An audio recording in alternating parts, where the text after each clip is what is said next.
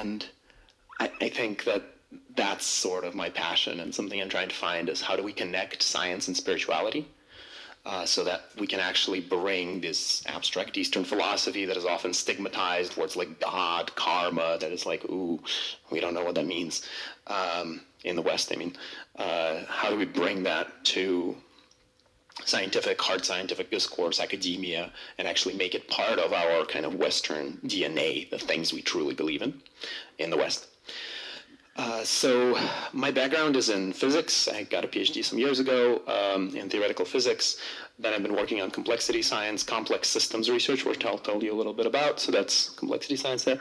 And over the last 7 years, I've been getting deeply into a personal mindfulness practice.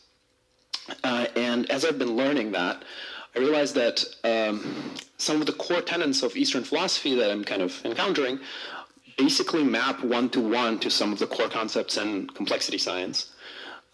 So the thought that like what I want to do here with this talk and is to create more of that awareness and maybe develop this in a way that we can actually do research that's informed by those intersections, right? Most of mindfulness research these days, as I kind of see it, is focused kind of here on this mindfulness practice aspect of Eastern philosophy, and specifically its application to everyday life.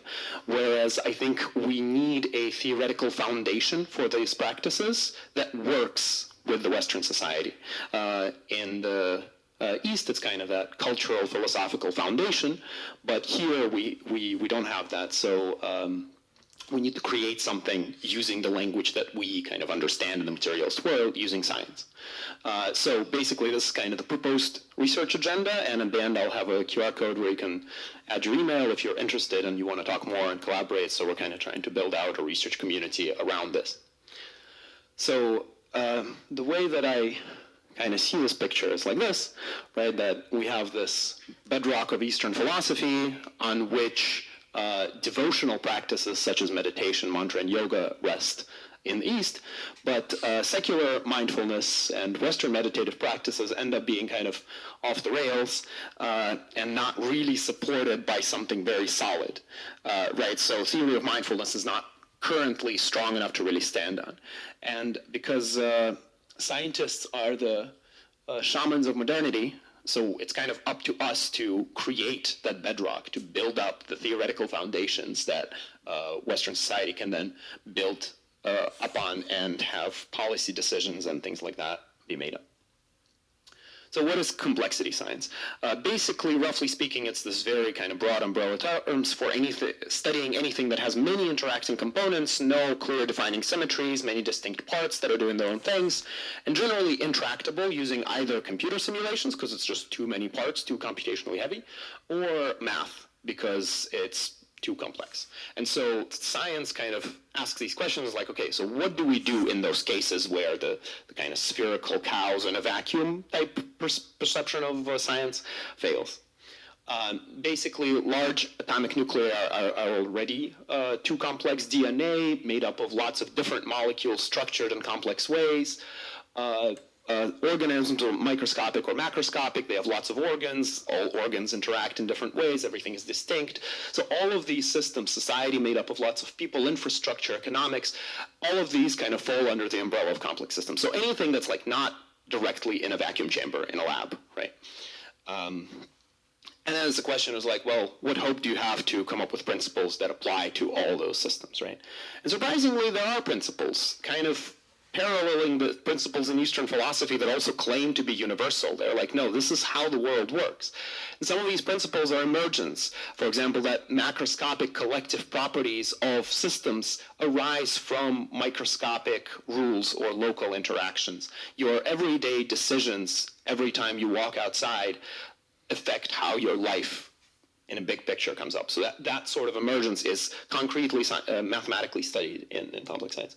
Self-organization, spontaneous arising of structure. For example, that organisms spontaneously kind of arise out of lots of cells. And they have this really complex structure, but there's no intelligent designer who put them together, right?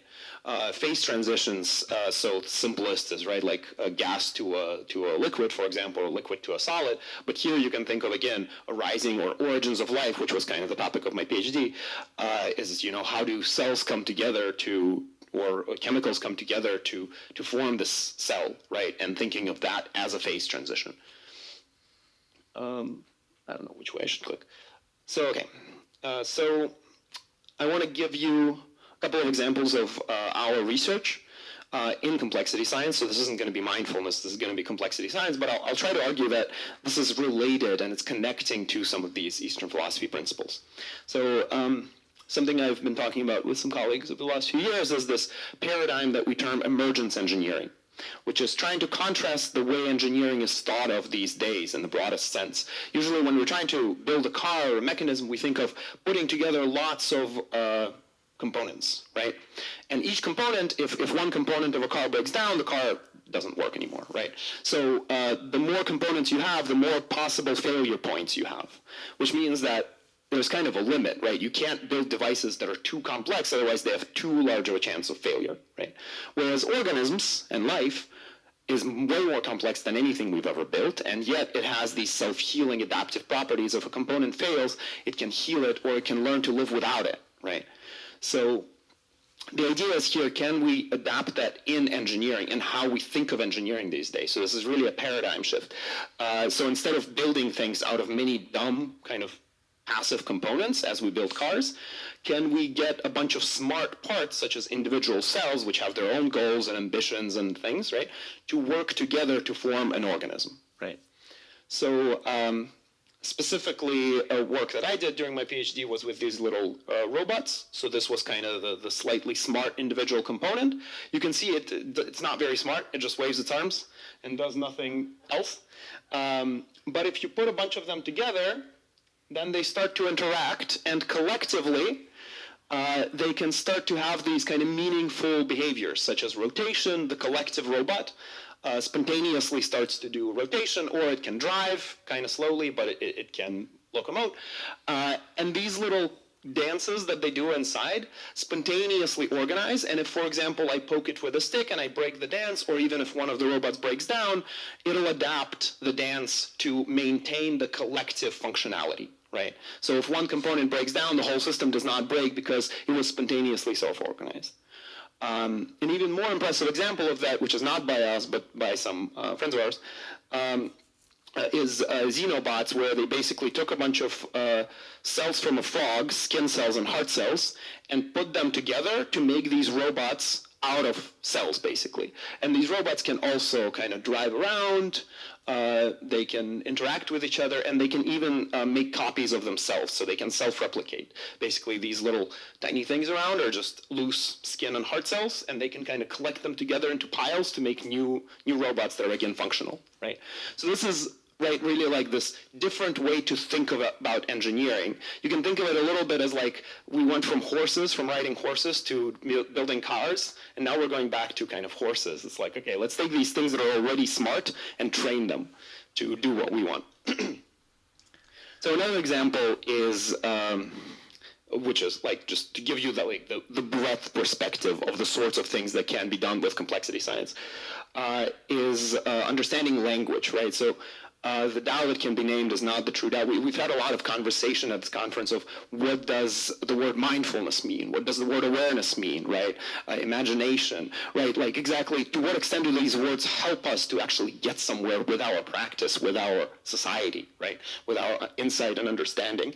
And here we can try to get at kind of basically appreciating that language and science, therefore, which is based on language, math is a kind of language, only captures partial properties, right? The map is not the territory. You never actually understand what mindfulness truly is by, repeating that word many times and defining it in many different ways, right?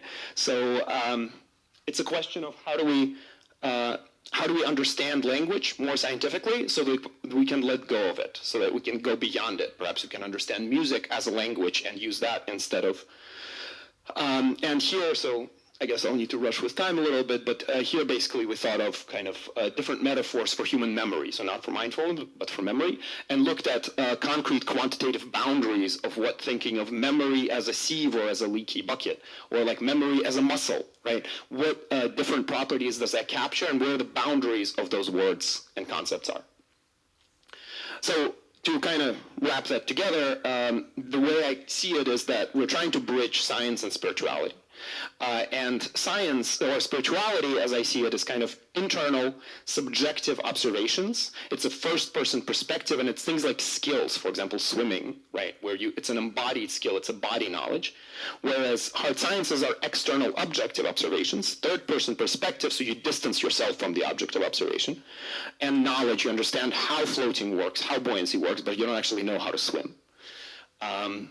And meditation research that I see a lot done in this conference, I think, starts at this practice level and tries to bridge towards science, whereas complexity science starts at the hard sciences level and tries to bridge towards something more concrete. Philosophy, of course, spans all of that space and bridges the gap, but it's a little harder to stand on than concrete results.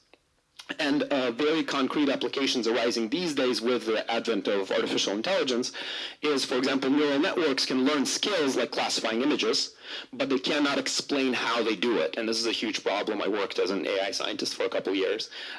So that's kind of like on the spiritual side. And on the other side, ChatGPT can explain, it can talk at you at length, it can explain anything, but it can't actually control a robot to walk. It can't do very many useful, skillful things for the most part. Okay, to wrap that all together, basically, inner versus outer is the core divide between spirit and science. Basically, objective observations, objectivity is part of the scientific method itself. So it's really hard to connect science to subjective things. But we do have bridging tools from complexity science, such as we can study the inner. For example, we can use AIs as a proxy for the human mind and then really understand how these AIs work.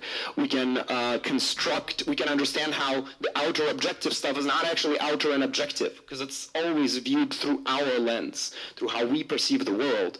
So again, referring to a keynote this morning. So there's networks, there's relational ontology and social constructs studied in complexity science that can help us understand how we arrive at these. Existence itself as interaction between the inner and the outer. There is no existence if there is no inner and outer. And so again, game theory can help us to do that. And finally, right, we as scientists, we are the shamans of modernity, so it's up to us to carry the wisdom to policy, to society. And oftentimes objectivity means we have to distance ourselves from ourselves, which means we're lacking self-knowledge and lacking that wisdom. So I invite us to make research more of a personal wisdom practice, a personal dharma practice, the research practice itself.